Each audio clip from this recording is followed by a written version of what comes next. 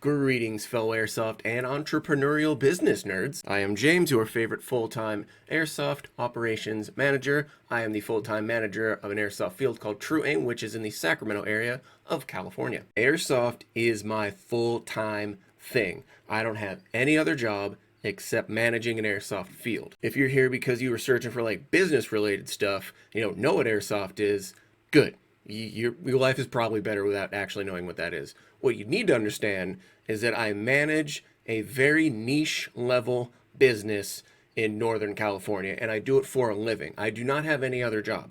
I don't work, I don't own any other businesses. I don't work any other jobs. I don't have like a 9 to 5, and then I do this thing on the weekend where this like airsoft, my side hustle. No, airsoft is my main gimmick. This video is going to be part of a 4-video series where I go over my first year of business, some of the things that I've learned. I think I wrote down like 30, 35, or 40 something things.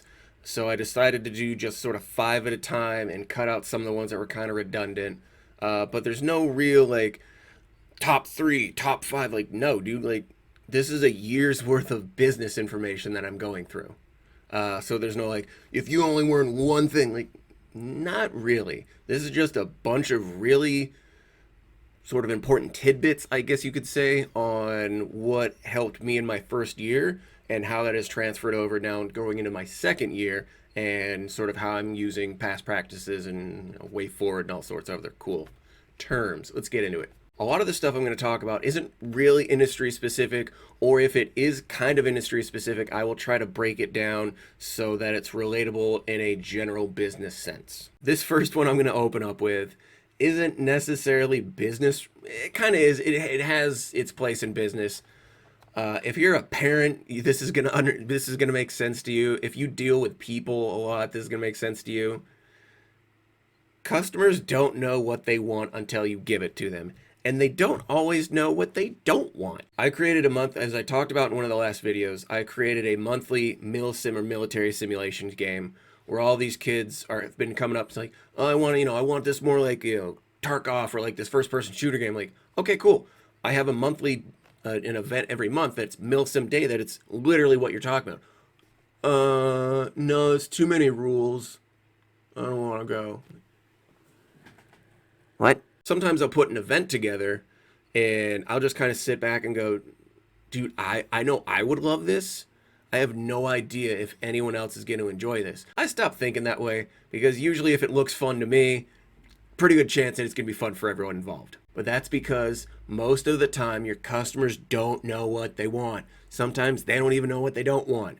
Just go back to the last video. Just do fun shit and hopefully it works out. Try to make sure that your customers see things happening. So in my business, you have to wear certain eye protection. Like, it has to be very specific, and it has to be like industrial strength, or not industrial, like safety glasses. You can't a kid just can't walk on with a pair of gas station sunglasses.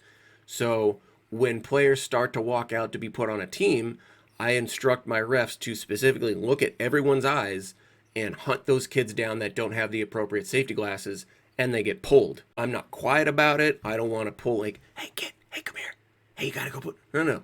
I want my customers to see that my employees and myself are actively ensuring adequate safety measures are taking place.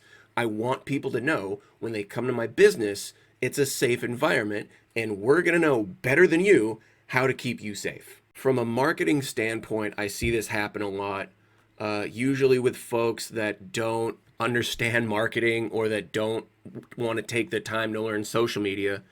You don't need outsiders. Say you own a small business and some big name YouTuber comes up, or some big, Instagram influencer with hundreds of thousands of, followers or whatever.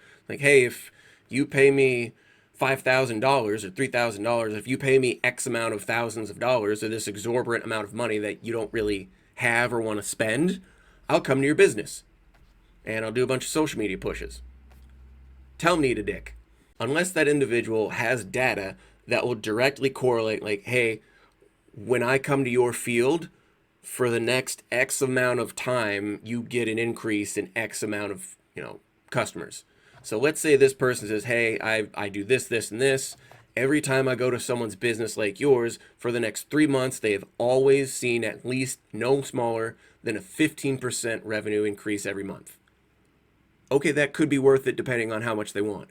But if what usually happens is someone just comes in and tries to like big muscle, you go, oh, I have all these, I'm real popular on social media, pay me, give me free shit. Like, no, get the fuck out of here. You're not my business. What are you doing? You don't need outsiders for marketing reasons. All you have to do is go on YouTube, learn a little bit about how to do social media marketing, and tell these outsiders to piss off. Do it yourself. The entrepreneurial spirit, is it not? Do it yourself. Rely on no one. Do everything yourself. If you can't tell me that after you leave my business or after, our contract is expired or whatever, that for the next 3 months, you can't guarantee that no matter what, I'm going to get a 20% increase for the next 3 months, eat a dick. You might want those people. Maybe they happen to be your friend. Okay, that's different. Maybe they're someone in the community that's highly respected. Okay, maybe, yeah, sure. But I see all these businesses in my industry that depend on outsiders, particularly social media influencers with all these big followings. They pay all this money and they have no ROI because they don't understand. It's all short term and it blows my mind. I don't think I've really hit on this part. It's not really community related necessarily. This kind of goes back into one of the first videos I have about having a high pain tolerance. Let them go. Bye. If someone is being a pain in the ass or someone's creating a problem and they're saying, you need to fix this or I'm never coming back, go. Get the hell out. I make so much money, you don't mean anything to me. Bye. If someone's getting aggressive with you, because what seems to happen, it's kind of like you remember that episode of South Park, the food Yelpers, where everyone was just like kissing everyone's ass because they didn't want to get a bad Yelp review? Fuck them. Who cares?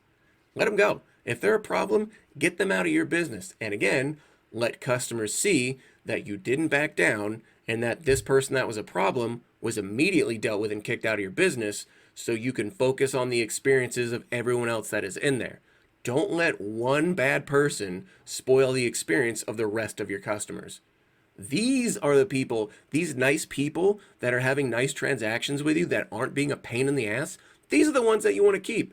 This person, this Karen or this Kyle or whatever we're calling them, this person that's like this huge, overly aggressive for no reason, indignant, thinks that they have, everything's supposed to be theirs and they're selfish.